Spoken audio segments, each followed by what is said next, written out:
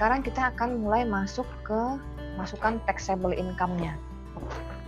Ya, taxable income kita tadi berapa ini angkanya?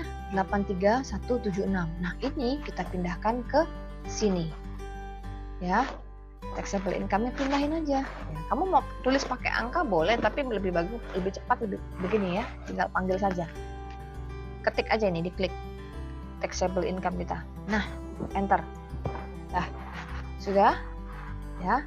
Nah, sekarang inilah dasar yang akan kita kerjakan pajaknya. Kita mau cari tax bill-nya.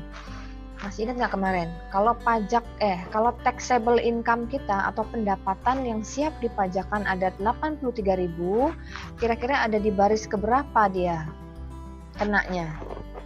Bagian 34, Bu. 34 yang mana nih? 34 ada 2 loh.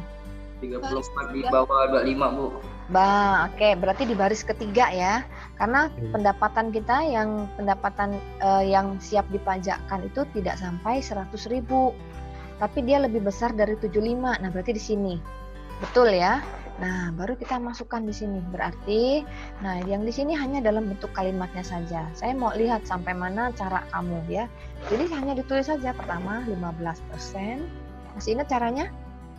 Dikali dengan gimana? Cara kali dengan hitungnya gimana kemarin? Dibalikan, Bu. Berapa jadinya?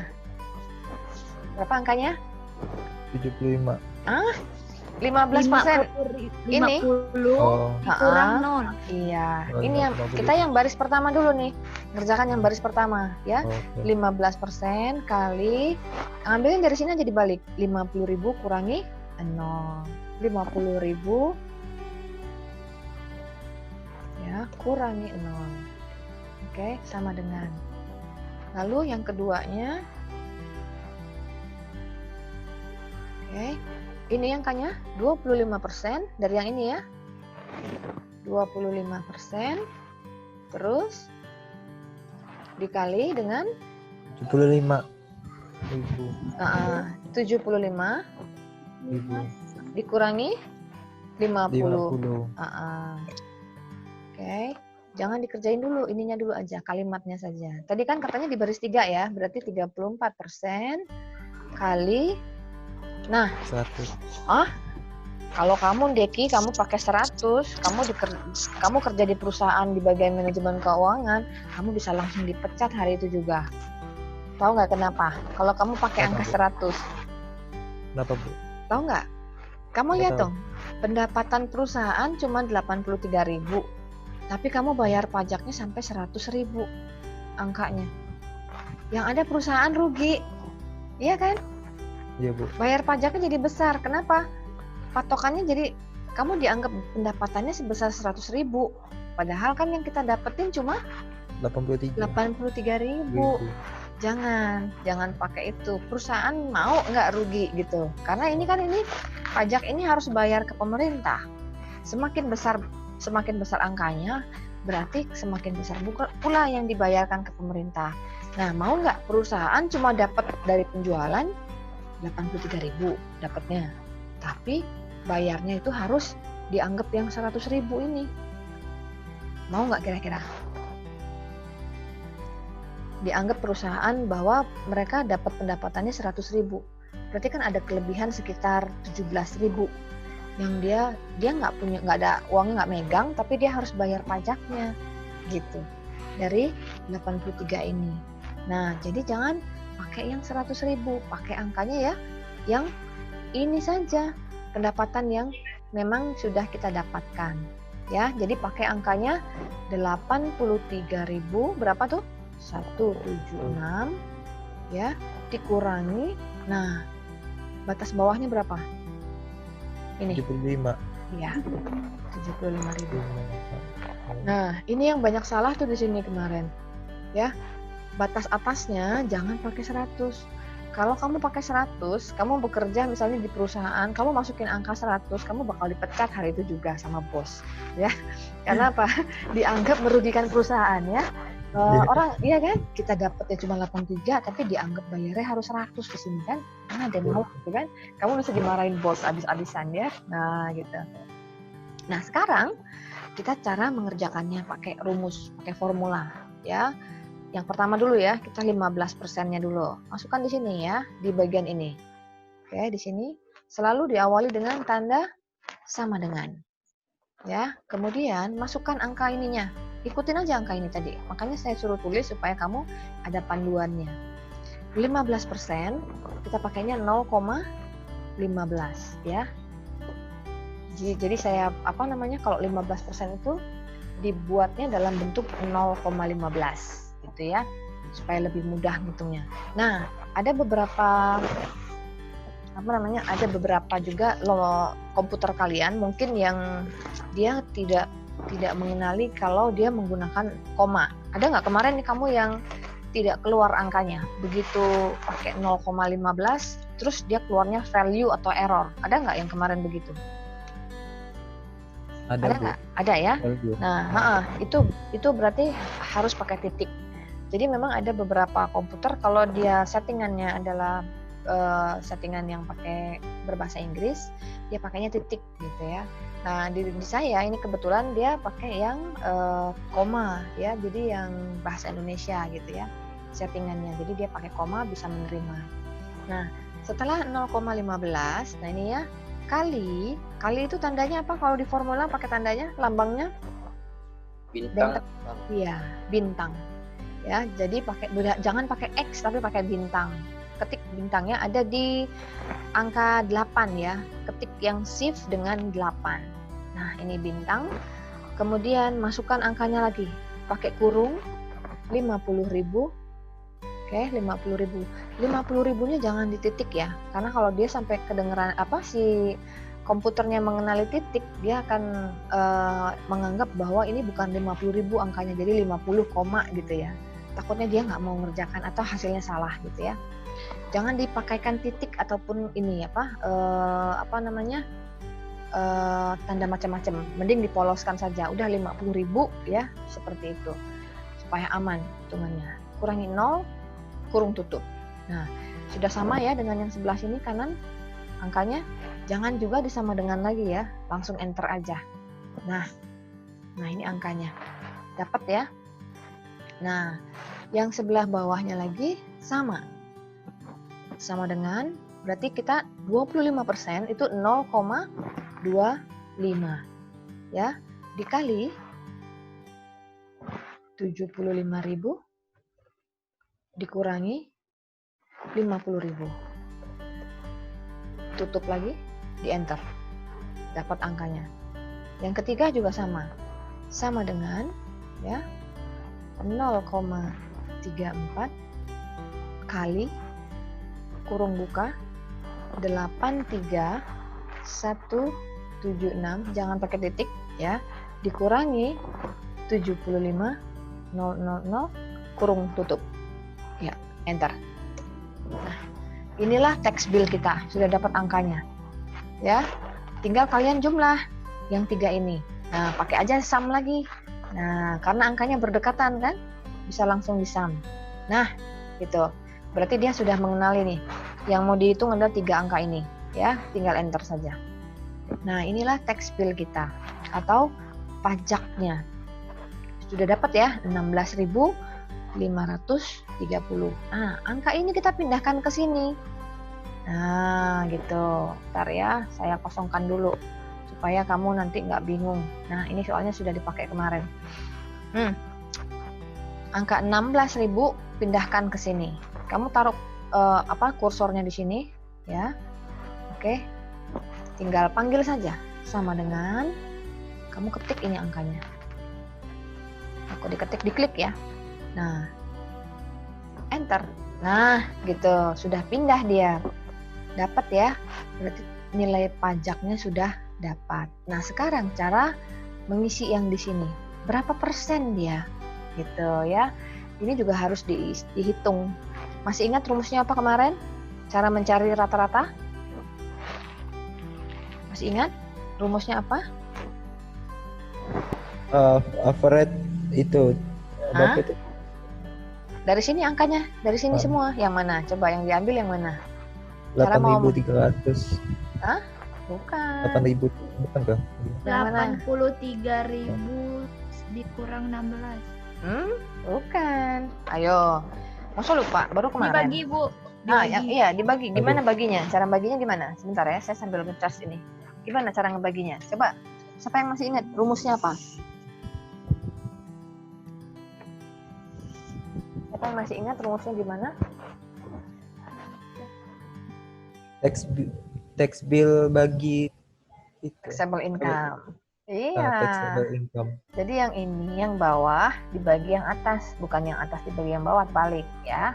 Oke, sekarang kita masukkan di sini angkanya. Karena ini hanya berupa kalimat, boleh lengkap ya. 16,530 dibagi dengan berapa tadi? 83 176 ya. Ini hanya kalimatnya saja. Nanti sama dengan hitungannya di sebelah. Nah, ini baru kamu pakai formulanya. Itu ya.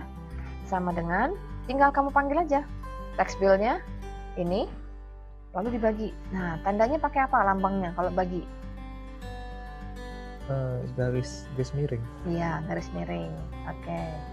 Panggil yang atas, taxable income. Iya. Dapat deh. Nah, angkanya dapat ya. Berarti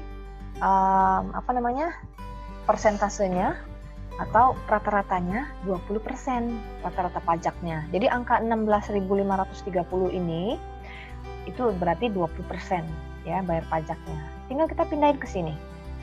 Tax ya, bagian kosong ini kamu panggil sama dengan ketik yang 20%-nya di bawah.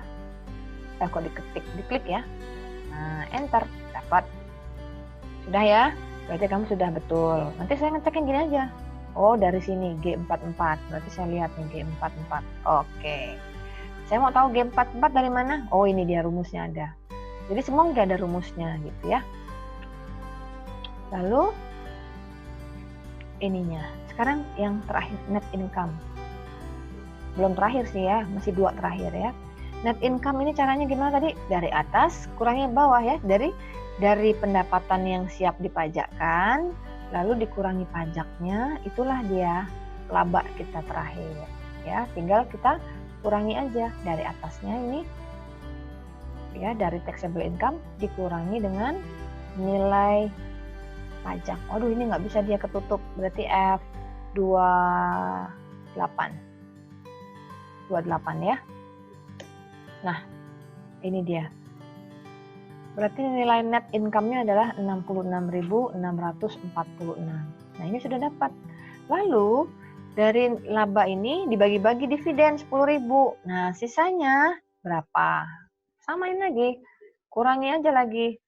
Yang ini dikurangi dengan saya nggak bisa klik ya, ketutup lagi dia.